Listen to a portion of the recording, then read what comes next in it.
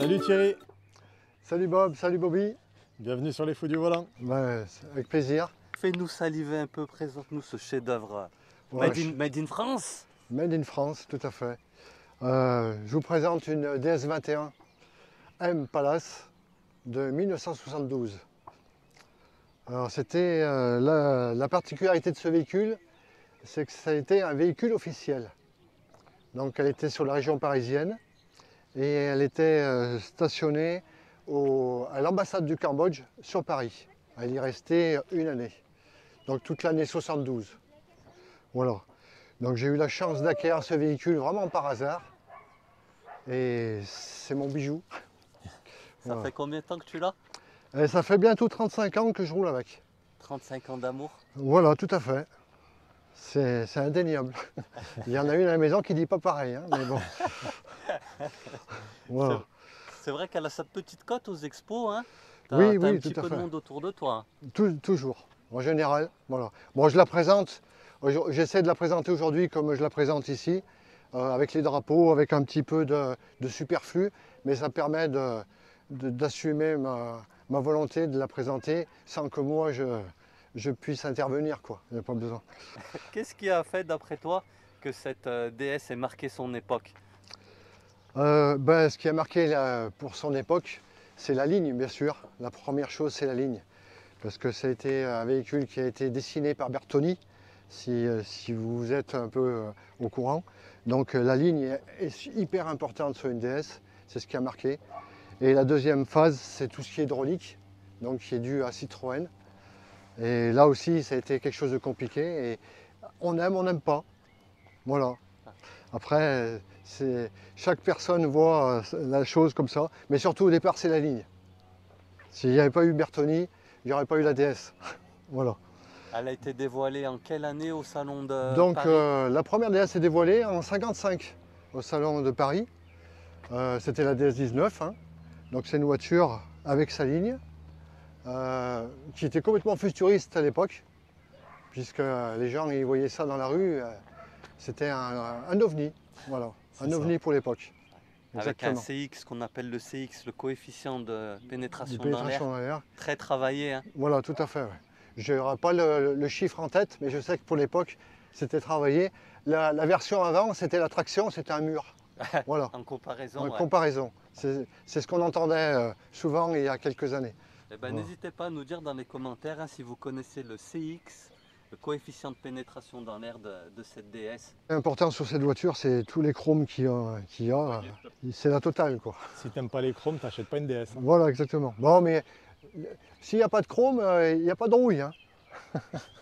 Là aussi, il faut savoir. Hein. Mais bon, quand il y a les chromes, c'est beau.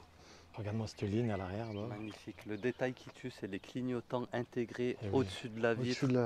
Ça, c'est un sublime. détail Bertoni, ça. Hein. Bertoni, C'est lui Badin, qui les a Bertoni. intégrés. Il a bataillé à les intégrer, mais il les a bien intégrés. Pourquoi il a bataillé? Tu veux dire techniquement, ça a été dur? Ouais, techniquement. Et puis, il ne savait pas trop comment finaliser le pavillon à ce niveau-là. Et la seule solution qu'il a trouvée, c'est de fabriquer cette trompette en intégrant le clignotant.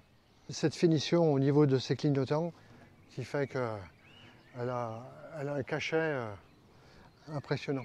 Est-ce que tu peux nous montrer l'intérieur? On va commencer par l'arrière. Donc. Ah bah, Bon, j'étais en expo, hein, donc j'ai encore laissé tout ce qui traînait à l'intérieur. Parce que j'essaie de la présenter comme elle devait être dans les années 70.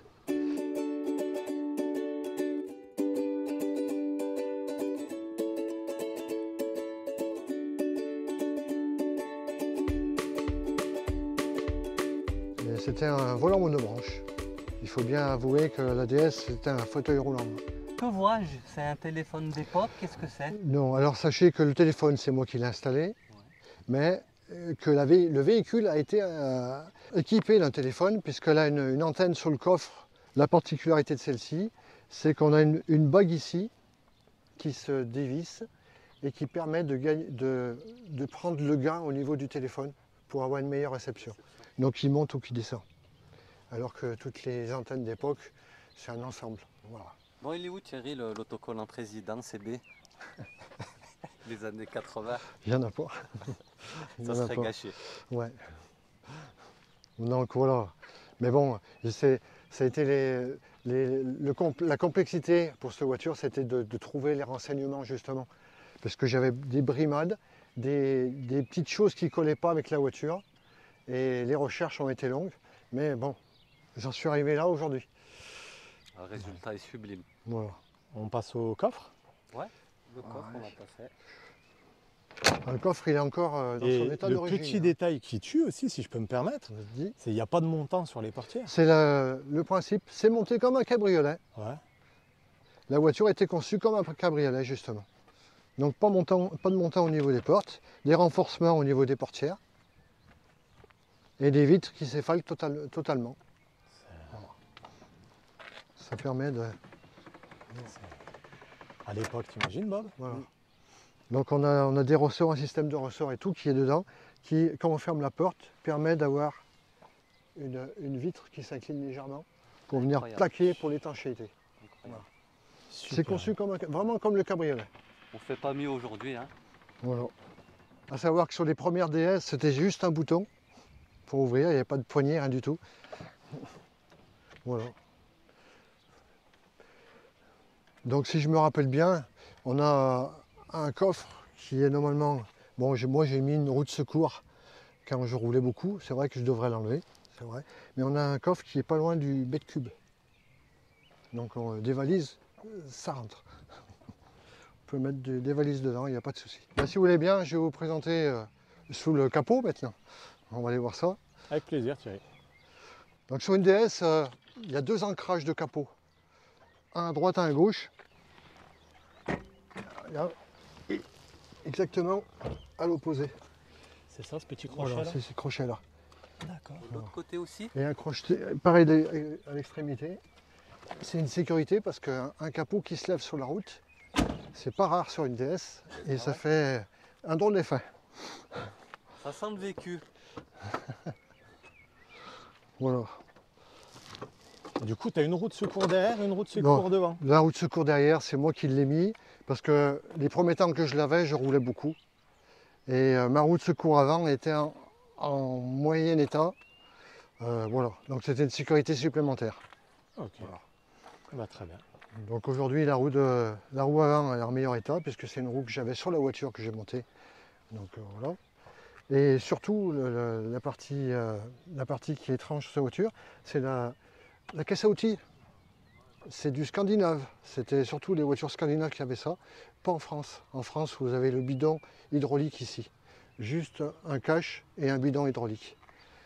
J'ai la particularité d'avoir une trousse à outils, ce qui est bien. Eh ben, ça a de la gueule en tout cas.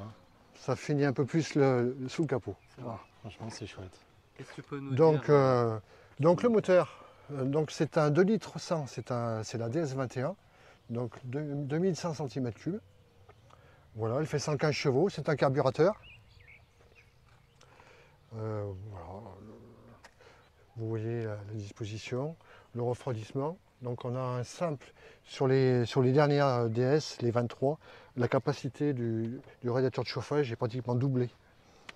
Elle était donnée à combien en VMAX 180? Ouais, elle est donnée en 180 km/h Ouais. maximum. Ouais.